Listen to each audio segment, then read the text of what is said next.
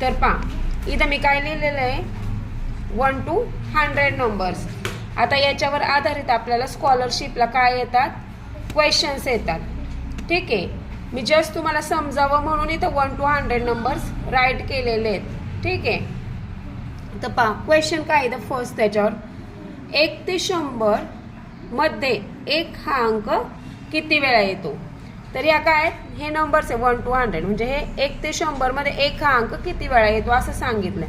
तर पहा 1 ते 10 मध्ये 1 2 आलं का 2, नंतर इथं 3 4 5 6 7 8 9 10 11 12 13 14 15 16 17 18 19 20 आणि 100चा 21 म्हणजे किती वेळा येतो, 21 वेळा. ठीक आहे, हे पाठ करायचं, पाठच पाहिजे नाही. 1 ते 100 मध्ये 1 हा अंक किती वेळा येतो, 21 वेळा. एकदम परफेक्ट पाठ पाहिजे, कारण तिथं असं काढत बसणार 1 ते 100 नंबर काढत बसणार आहे का नाही.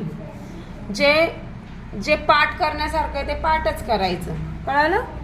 आता 1 ते 100 मध्ये 2 हा अंक किती वेळा येतो. तर पहा 1 2 3 4 5 6 7 8 9 10 11 12 हा 20 मधला 13 14 15 16 17 18 19 20 किती वेळा येतो, 20 वेळा येतो. आता हे पण पाठच पाहिजे. 1 ते 100 मध्ये 9 हा अंक किती वेळा येतो, 9 हा अंक पाहू आपण.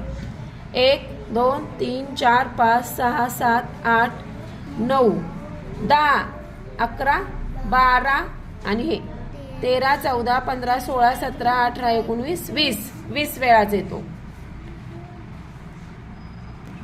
1 जर सोडला तर सगळे अंक 1 ते 100 मध्ये किती वेळा येतात, 20 वेळा. 1 सोडू ना.